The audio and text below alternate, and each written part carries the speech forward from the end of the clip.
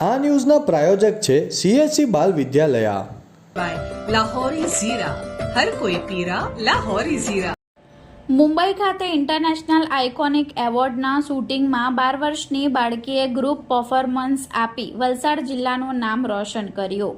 વલસાડમાં ભાનુશાલી સમાજની એક દીકરીએ મુંબઈ ફિલ્મ સિટી ખાતે યોજાયેલા ઇન્ટરનેશનલ આઇકોન ફિલ્મ ફેસ્ટિવલમાં ભારતની ભાતીગળ સંસ્કૃતિને ઉજાગર કરતું શિવ નૃત્ય અને ગણેશજીની આરાધના કરતું શાસ્ત્રીય નૃત્ય રજૂ કર્યું, જેમાં શિવજી ગણેશજીની નૃત્ય કલાકૃતિ એના દ્વારા જ રજૂ કરવામાં આવી હતી. દૃષ્ટિએ ભારતીય સંસ્કૃતિને જીવંત રાખવા સાથે દુનિયાભરમાં દેશની પ્રાચીન સંસ્કૃતિથી દુનિયાને એક અલગ ઓળખ અપાવી છે. આ કાર્યક્રમ ટૂંક સમયમાં ZEE5 ઉપર ટેલિકાસ્ટ કરાશે. પિતા ભાવેશભાઈ ભાનુશાલી અને માતા વૈશાલીબેનની હોનહાર દીકરી દૃષ્ટિ વલસાડની કોન્વેન્ટ સ્કૂલમાં ધોરણ 9માં અભ્યાસ કરે છે.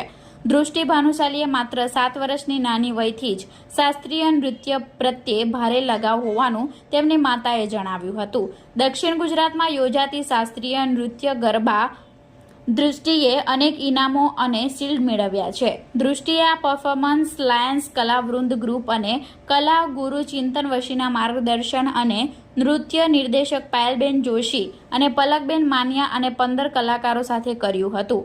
એમાં આ નાનકડી દૃષ્ટિ ભાનુશાલીએ વલસાડની એકમાત્ર નાની વયની દીકરી છે.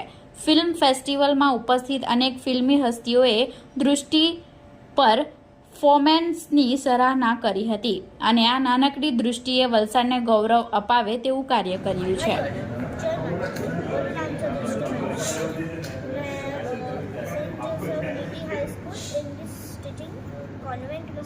ભણું છું અને મેં ઇન્ડિયાઝ ગોટ ટેલેન્ટમાં બી જઈ આવી છું અને મેં મારા પેરેન્ટ્સને થેન્ક્સ કરું છું.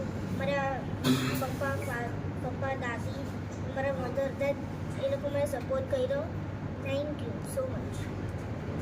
નમસ્કાર, હું ચિંતન સતીશ વસી, લાસ્ય કલાવૃંદના કલાગુરુ અને મારા લાસ્ય કલાવૃંદની સૌથી નાનકડી અને નવા વિચાર બીજ ધરાવતી એવી દીકરી દૃષ્ટિ ભાનુશાલી કે જેમણે ગઈકાલે તાજેતરમાં એક ફિલ્મ સિટી ખાતે મુંબઈ ખાતે ZEE TV ઉપર ZEE5 ખાતે એક લોકનૃત્ય અને ક્લાસિકલ ભરતનાટ્યમની આપણી જે શાસ્ત્રીય નૃત્યની પ્રસ્તુતિ કરી, જે આવનાર દિવસોમાં ટેલિકાસ્ટ થશે.